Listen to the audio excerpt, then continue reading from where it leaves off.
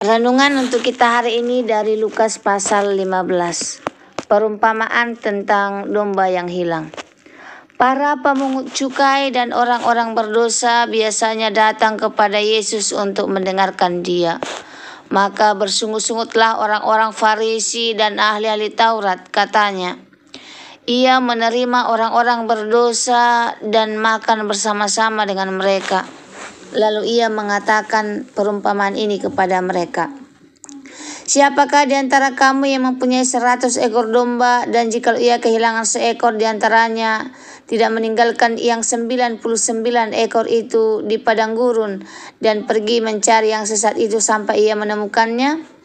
Dan kalau ia telah menemukannya, ia meletakkannya di atas bahunya dengan gembira. Dan setibanya di rumah, ia memanggil sahabat-sahabat dan tetangga-tetangganya, serta berkata kepada mereka, Bersukacitalah bersama-sama dengan aku, sebab dombaku yang hilang itu telah kutemukan. Aku berkata kepadamu, demikian juga akan ada sukacita di surga, karena ada satu orang berdosa yang bertobat, lebih daripada sukacita karena 99 orang benar yang tidak memerlukan pertobatan. Perumpamaan tentang dirham yang hilang. Atau perempuan manakah yang mempunyai 10 dirham, dan jika ia kehilangan satu di antaranya, tidak menyalakan pelita dan menyapu rumah serta mencarinya dengan cermat sampai ia menemukannya? Dan kalau ia telah menemukannya, ia memanggil sahabat-sahabat dan tetangga-tetangganya serta berkata, Bersukacitalah bersama-sama dengan aku, sebab dirhamku yang hilang itu telah kutemukan. Aku berkata kepadamu, demikian juga akan ada sukacita pada malaikat-malaikat Allah karena satu orang berdosa yang bertobat. Perumpamaan tentang anak yang hilang. Yesus berkata lagi, ada seorang mempunyai 2 anak laki-laki. Kata yang bungsu kepada ayahnya, Bapa, berikanlah kepadaku bagian harta milik kita yang menjadi hakku. Lalu ayahnya membagi-bagikan harta kekayaan itu di antara mereka.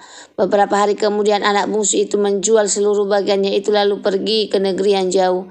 Di sana ia memboroskan harta miliknya itu dengan hidup berfoya-foya. Setelah dihabiskannya semua, timbullah bencana kelaparan di dalam negeri itu dan ia pun mulai melarat. Lalu ia pergi dan bekerja pada seorang majikan di negeri itu. Orang itu menyuruhnya ke ladang untuk menjaga babinya. Lalu ia ingin mengisi perutnya dengan ampas yang menjadi makanan babi itu, tetapi tidak seorang pun yang memberikannya kepadanya. Lalu ia menyadari keadaannya, katanya, betapa banyaknya orang upahan bapakku yang melimpah-limpah makanannya, tetapi aku di sini mati kelaparan. Aku akan bangkit dan pergi kepada bapakku dan berkata kepadanya, Bapa, aku telah berdosa terhadap surga dan terhadap Bapa. Aku tidak lagi disebutkan anak Bapa, jadikanlah aku sebagai salah seorang upahan Bapa. Maka bangkitlah ia dan pergi kepada bapaknya. Ketika ia masih jauh, ayahnya telah melihatnya. Lalu tergelaklah hatinya oleh belas kasihan. Ayahnya itu berlari mendapatkan dia, lalu merangkul dan menciumi dia. Kata anak itu kepadanya, Bapa, aku telah berdosa terhadap surga dan terhadap Bapa. Aku tidak lagi disebut anak Bapa. Tetapi ayah itu berkata kepada hamba-hambanya, Lekaslah bawa kemari jubah yang terbaik. Pakaikanlah itu kepadanya dan kenakanlah cincin pada jarinya dan sepatu pada kakinya.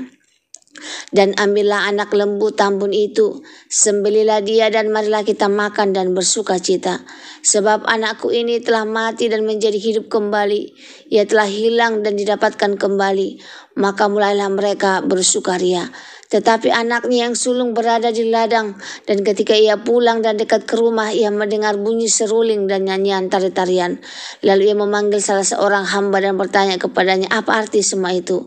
Jawab hamba itu, adikmu telah kembali, dan ayahmu telah menyembelih anak lembu tambun karena ia mendapatkannya kembali dengan sehat.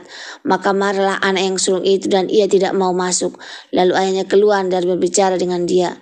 Tetapi ia menjawab ayahnya, katanya, telah bertahun-tahun aku melayani Bapa dan belum pernah aku melanggar perintah Bapa. Tetapi kepadaku belum pernah Bapa memberikan seekor anak kambing untuk bersukacita dengan sahabat-sahabatku. Tetapi baru saja datang anak Bapa yang telah memboroskan harta kekayaan Bapa bersama-sama dengan pelacur-pelacur. Maka Bapa menyembelih anak lembu tambun itu untuk dia. Kata ayahnya kepadanya, "Anakku, engkau selalu bersama-sama dengan aku, dan segala kepunyaanku adalah kepunyaanmu. Kita patut bersuka cita dan bergembira, karena adikmu telah mati dan menjadi hidup kembali. Ia telah hilang dan didapati kembali." Perumpamaan domba yang hilang. Seorang gembala meninggalkan 99 domba demi mencari satu yang hilang.